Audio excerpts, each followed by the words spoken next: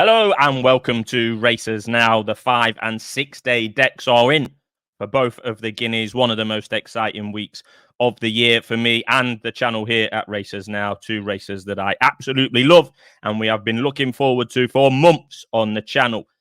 Like I say, the 5 and 6 day decks are in on Monday, the 29th of April, ahead of the races on Saturday, the 4th and Sunday, the 5th of May.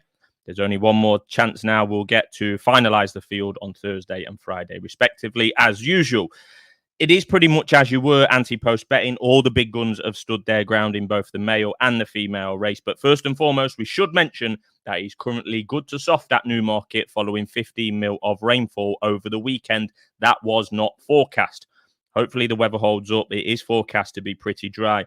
Certainly in the middle part of the week, waiting for more concrete forecast to come through for Friday, Saturday kind of time. But yeah, hoping we can get maybe on the quicker side of good, as we should be getting for the big flat races throughout the year. That would be perfect. But yeah, that 15 mil on Saturday evening was a bit of a surprise to the guys there at the track.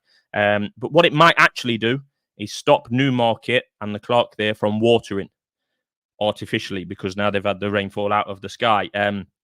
Dries very, very quickly at Newmarket, as we know, a bit of an ecosystem all unto itself. So yeah, that's it on the weather. But all the main contenders have stood their ground, like I said, starting with the 2,000 guineas, pretty much as expected. We didn't expect many to come out at this stage, and that's exactly what's happened. Last year's Racing Post Trophy winner, Ancient Wisdom, has been taken out. There's no surprises there, but he is worth noting, obviously, a Group 1 winner in his own right. And I thought it was worth noting for another reason as well. What used to be a race, the Racing Post Trophy, now called the Futurity Trophy, I think, at Doncaster over a mile in October, used to be a race that would signal horses that would go on to be Derby horses the following year, rather than the Guineas. But over the last maybe 10 to 12, 15 years, it has become more of a Guineas trial, mainly due to Mr. Aidan O'Brien using it and then going on to the Guineas with his winners. But this will be only the second time in the last 7 years that the Racing Post Trophy form has not been represented in the Guineas itself.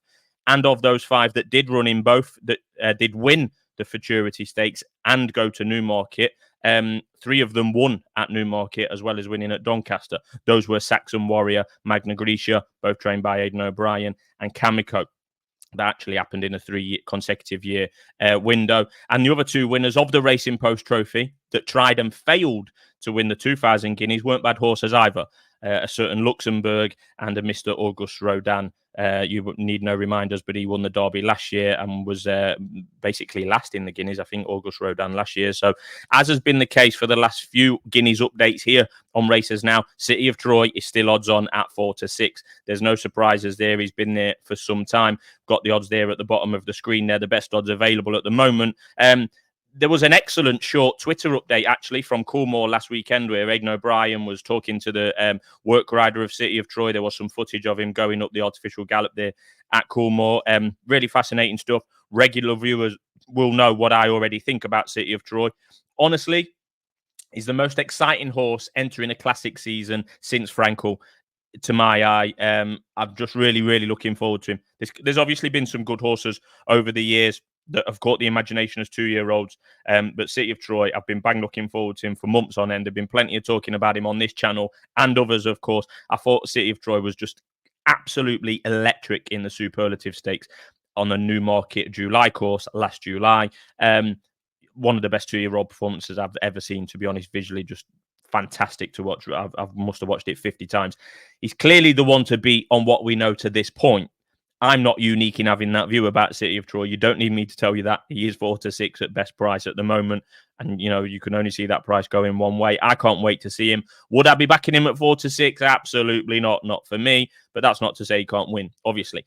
The other horse I've been banging on about in the 2,000 guineas for some time is Rosalien. I've been beating his drum. I do really like him. I have done for some time. I liked him last year and I like him this year as well. He's the 4-1 second favourite for good reason. And in any normal year, Rosalien would have a right chance of winning this Guineas, and I would have been tipping him at 10-1, 2 or 3 months ago when we first started looking at this race. But this is no normal year. He has got to get past City of Troy. We've had favourites, strong favourites for this race before in recent years and beaten. Some of them been odds on. Some of them actually been trained by Aidan O'Brien and been odds on. Anyone remember, was it Air Force Blue. We've had Pinatubu went off a really short price for this, etc. I'm not saying it's a done deal, but plainly on Racing Post ratings, which are a good guide at this stage for mainly 2-year-olds that we're talking about going into the 3-year-old season, but we've not seen them on the track yet. Rosalia needs to find £7, and City of Troy would have to stand still on his Dewhurst performance, never mind improve further. As we are always told, apparently these justifies improve with age. Well, we're yet to see them get into a 3-year-old campaign because he's a pretty young sire that is quite new to Coolmore and the European stage. We're going to find out because there's plenty of justifies out there, not only City of Troy, that we're going to find out if they train on and if they do improve with age. At this stage, it is worth noting that Aidan O'Brien has actually left 4 in at the 5-day stage. There's nothing particularly unusual there in and as itself, but they can be taken out on Thursday, of course. But let's be honest, we have been told for some time now that City of Troy will be the only Ballydoyle runner in the 2000 Guineas. Usually, they have more than one runner, of course. The last time O'Brien just had the single runner in a Guineas was actually in 2011, and a certain Frankel won that race. And in the 12 years since Frankel won the Guineas, O'Brien has averaged 2.5 runners a year, sometimes 2, sometimes 3, sometimes even 4. So it would be pretty unique for O'Brien to only have one runner. We are talking about City of Troy. He has already said that this is the best 2-year-old he's ever had. We might have heard comments like that before from the Ballydoyle master. But yeah, quite interesting that 4 are still in at the 5-day stage. They could have been taken out today if they wanted to. They will likely come out Thursday, and this will be a moot point. But I just thought it was worth noting. And we are already actually, as a result of O'Brien's probably coming out, we're looking at a below average field size. Since 2010, in the 2000 Guineas itself, the average field size has been just under 15. 14.93 is the average since 2010. We're already at 14 at this 5-day stage. And if Aidan only runs one, as he said he will, we are already down to 11 because his other 3 will obviously be coming out. 2 horses that haven't had much of a mention in our anti-post videos thus far are Notable Speech and Night Raider. They both have pretty similar profiles, really. Both run defeated on the all-weather. Notable Speech, 3 starts unbeaten. Night Rider, 2 starts. Official ratings have Godolphin's only runner in the Guineas at this stage. Notable Speech higher, £4 higher than Carl Burke's Night Raider, who's been doing all of his winning at Southwell, but in very, very impressive fashion. Night Raider's won by 9 lengths and 5 lengths in the twice that we've seen him on the track so far. And of course, Night Raider had one of those racecourse gallops that I really like at Newmarket a couple of weeks ago. There's more substance to Notable Speech's form.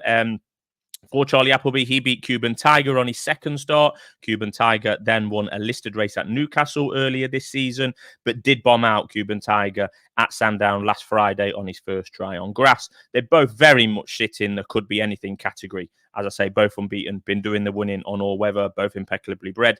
We're going to find out how good they are on Saturday, and very much an intriguing addition to the race, the pair of them. Another horse who I've not really mentioned so far in our build-up to the big race is Ghostwriter, also unbeaten in 3 starts, course and distance winner, courtesy of the Group 2 Royal Lodge Stakes in September, a race that Caribus won en route to winning the 2000 Guineas a couple of years ago. Ghostwriter travelled really, really well in winning that Royal Lodge Stakes, form that has already been well advertised this year, to be fair, with the likes of Sun, Defiance and Macduff running well in the last couple of weeks, admittedly without winning, but running well enough to advertise that form. And Ghostwriter did win that Royal Lodge Stakes with plenty of ease. Clive Cox, the trainer for Ghostwriter, thinks that he is a Derby horse, and I expect him to run a typical Derby trial type race without actually winning. As usual, I'll be saving my 2000 Guineas bets, if any, until the usual Thursday night show with SD.